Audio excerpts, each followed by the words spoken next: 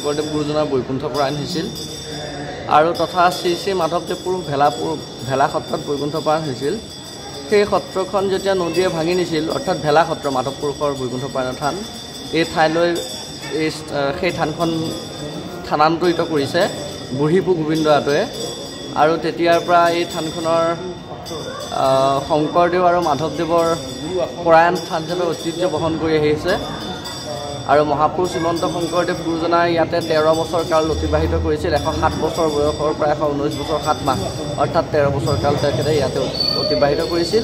আৰু এই ঠাইতে থাকি তেওঁ গুণমালাৰ প্ৰথম কীৰ্তন, ৰাম বিজয় নাট আৰু বৃন্দাবনীয় বস্ত্ৰ এই ঠাইৰ পৰাই তেখেতে নি পেলাই তান্ত্ৰিকুচিত বোৱাই আনিছিল। আৰু তেতিয়া এইভাগেই তেখেতৰ এয়া বাসগৃহ আছিল। একনিষ্ঠ সেৱক 10জন আটা পুৰুষ যি জীয়াই থাকোঁতেই মুকুতি খাটিছিল, সেই জীৱন্ত 10জন মুকুটে ইয়াতেই তেখেতসকলে গতি খাটিছিল। আৰু সেইকাৰণে এই মধুপুৰ সত্ৰখনক 10 মুকুটৰ থান বুলিও আজি জনশ্ৰুতি আৰু ভকত বৈষ্ণৱৰ মুখত প্ৰচলিত হৈ আছে।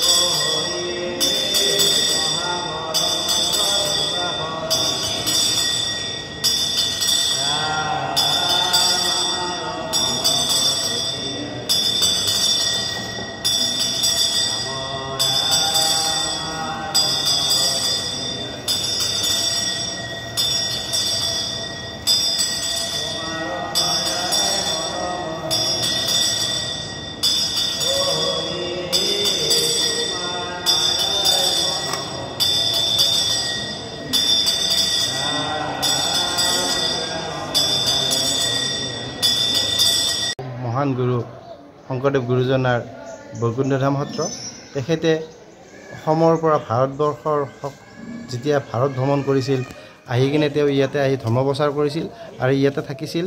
ইয়াতে তেওঁ যেতিয়া ভাৰত ভ্ৰমণে আহি থাকিছিল, ইয়াতে তেওঁ মৌমাখিৰ মৌবাহৰ পৰা মৌ পান কৰিছিল।